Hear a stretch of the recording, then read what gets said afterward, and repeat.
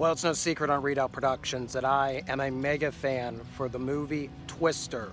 And well, in 2024, for some reason we're getting a sequel now called Twisters. And I initially had no high hopes for it, but my local drive-in is showing a special screening of Twisters, and they have a couple storm chasers throughout the state of Pennsylvania here on attendance. And I figured, you know what's something we've never talked about in terms of history on this channel? The history of drive-ins. So, in this edition of Retracing History, we're going to have a little bit of fun and talking about outdoor cinema on this.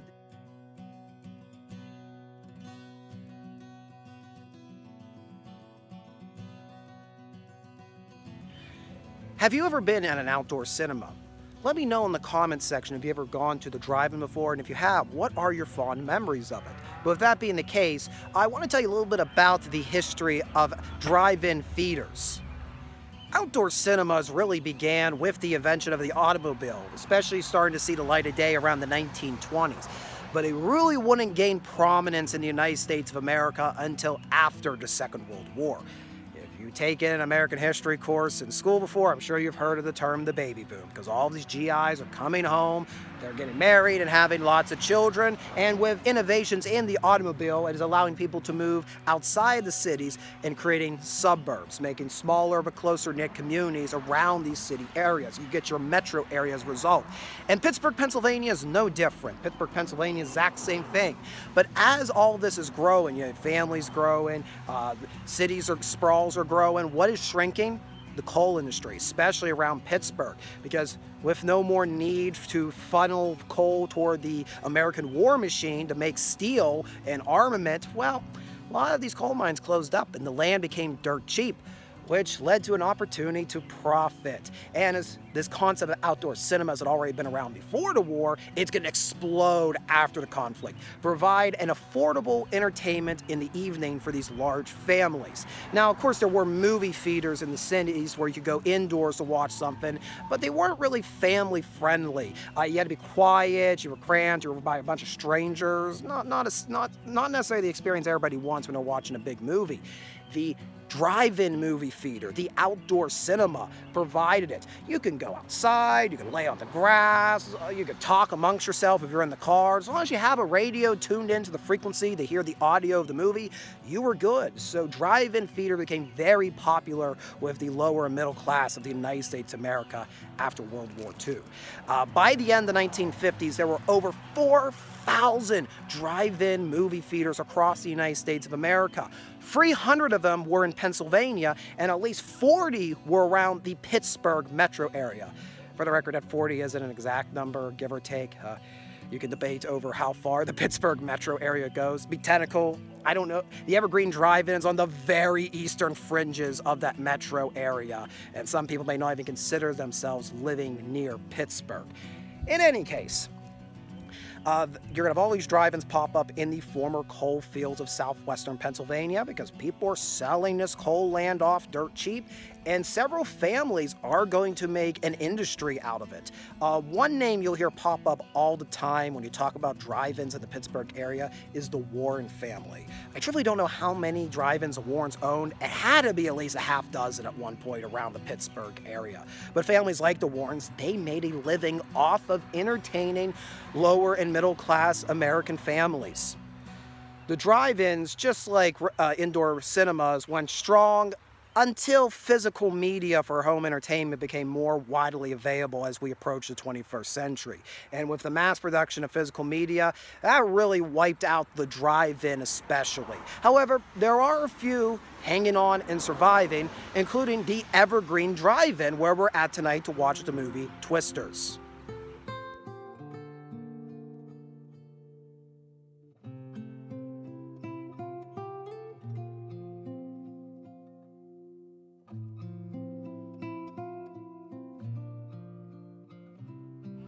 Now, the Evergreen DriveIn, which we're at tonight, it's situated between Mount Pleasant, Pennsylvania and Scottsdale, Pennsylvania. For those that are not know about the local area, there's like this urban sprawl between the two communities, and also straddles the Westmoreland County and Fayette County boundary. So sometimes I get a bit confused on when we leave Mount Pleasant and we enter Scottsdale. In any case, This drive-in was opened back in 1947, and it actually went under the operating name of the Ruththorne Drive-In, and it was just one screen. That screen right over there. However, a few years later, it was rechristened the Evergreen DriveIn, and, well, the name has stuck ever since. To my knowledge, it's gone through 3 different owners. Initially, it was owned by a Mr. Roof, then eventually became owned by the Michael family for many years. And then in 1998, the Michael family sold it to the Warren family. That's right, the same Warren family that kind of made their living for a half century off of the drive-in industry in the Pittsburgh area. And the Warrens, to my knowledge, have had it ever since, at least the most recent information I get my hands upon. And in 2002, they embarked on an expansion to bring more viewers to the screens. We went from 1 screen to 3 screens. I say 3 screens, I pan to number 2. And tonight, this screen is going to be showing Inside Out 2, so I guess it's fitting. But the other 2 screens, they are reserved for Twisters. And by the looks of things, this is going to be one of the biggest nights for this drive-in this summer. Evergreen DriveIn also has the distinction of being the last operating drive-in theater in Westmoreland County, Pennsylvania. I actually went as a kid to one of the last other surviving ones. It was known as the Highway Drive-In. It's located in Latrobe, Pennsylvania. And to my knowledge, I think it was a 2-screen outdoor theater.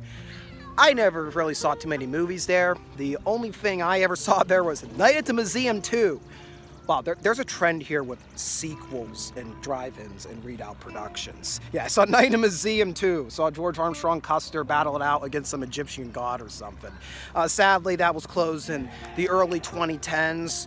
I went there more often with my grandfather, actually, for flea markets, so that kind of helped me get into history, buying all sorts of antiques and him telling me the story of the Highway Drive-In and stuff that he was also finding there.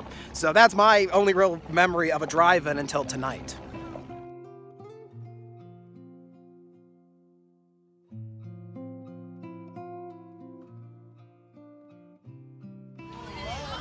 This is the original projector room / concession stand / restrooms. That's one of the unique things about a drive-in movie theater. You kind of combine all of the necessities, all of the infrastructure of a normal cinema all into one, typically concrete, sometimes wooden room.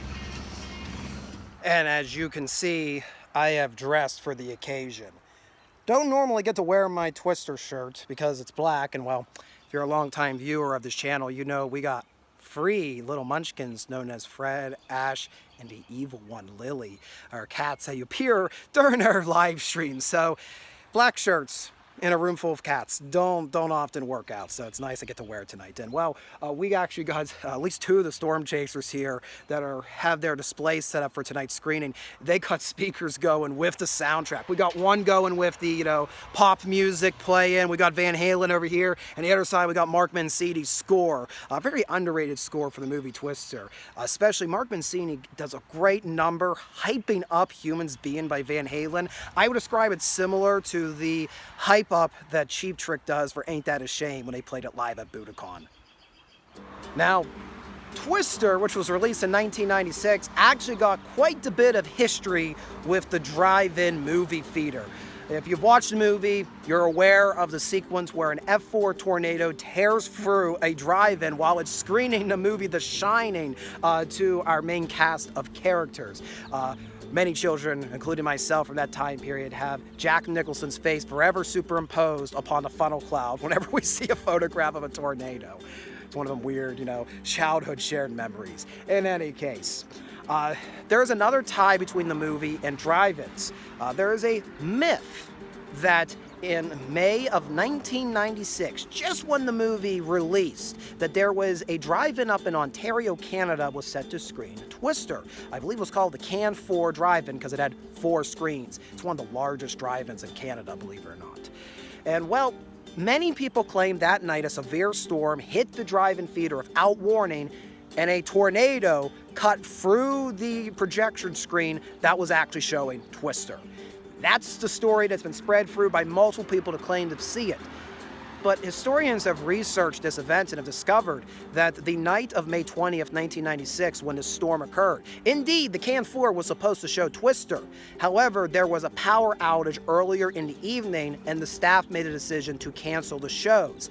And staff members do claim that later that night, after the crowd had gone home, that a tornado did cut through one of the screens, and I hopefully right now am superimposing the photographic evidence for that. But many people insist, no, they were there in a car with their parents and saw the tornado with their own eyes. It's one of those weird phenomenons where everybody shares a memory that didn't historically happen. And there's actually been a short documentary called Twisted made about this phenomenon. I highly recommend you go and check it out. So Twister, drive-in feeders, surprisingly go hand in hand.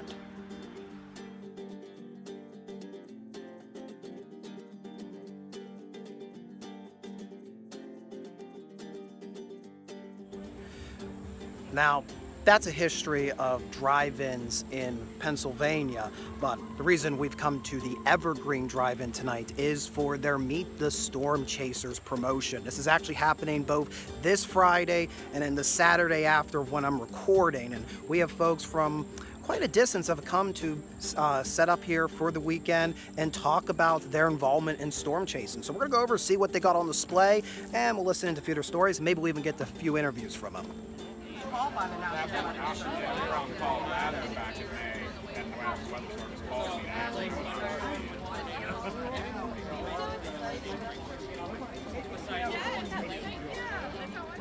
My name's Storm Chaser Justin Selig. I'm from eastern Pennsylvania, near Allentown. I've been chasing since May 31st, 1998, when I was just 6 years old, when F3 tornado came through very much near where I live and changed everything. From that moment on, I was obsessed with storms, and I would do everything I could to learn about them. It's kind of involved to what I do today. Storm chase all over the country. I've been out west. I've been here in Pennsylvania where I live, and our weather's always changing. It's always exciting. You never know what you're going to see, and that's what I love about Pennsylvania weather.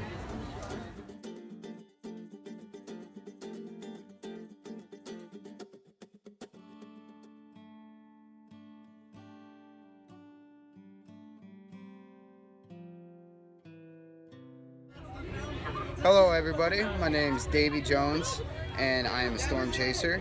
I have a YouTube, and basically what I am in it for, or why I'm doing it, is to basically keep people informed and aware of real-time weather events as they occur and the aftermath that could potentially happen after these events, because a lot of people downplay these severe weather events a lot of times, and that's why we end up with a lot of deaths and destruction and loss of life, property, everything else. And I just want to make a difference, and that's why I started this, and I will always do my best to do my part and keep people safe.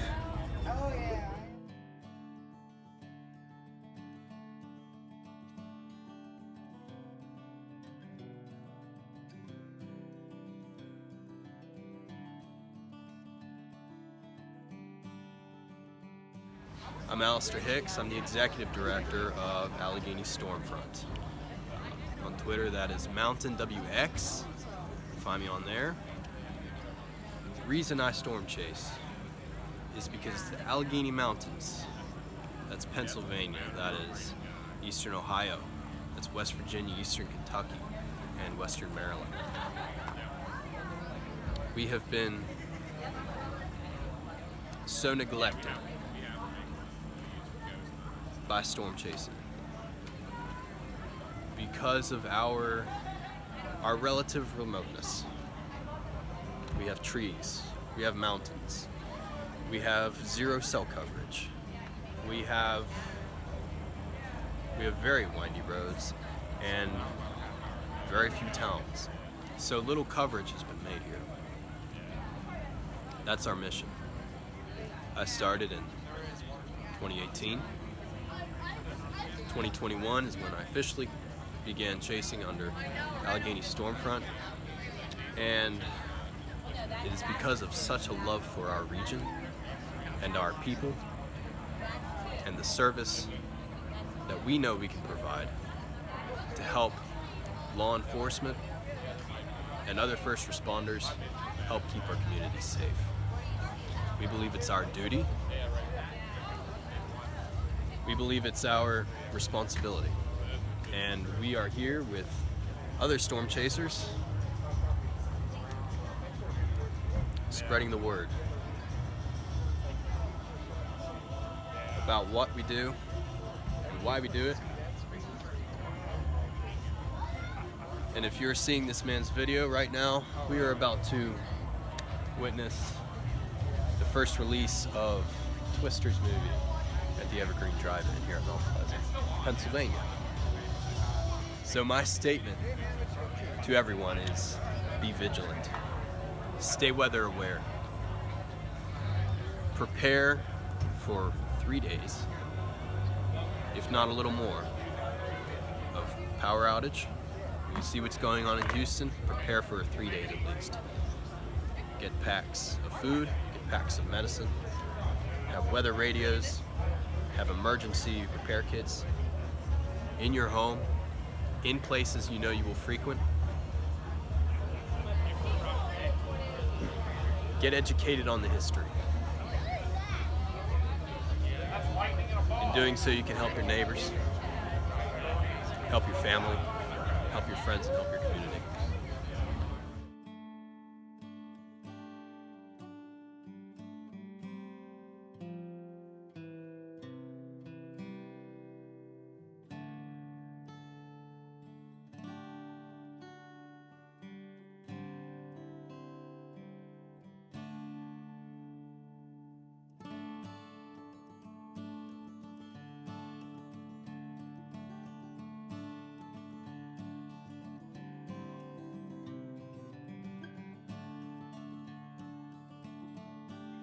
Well, sun's getting low here. They just started playing on the projector, the commercials. So I think it's time to head to our car and enjoy the movie.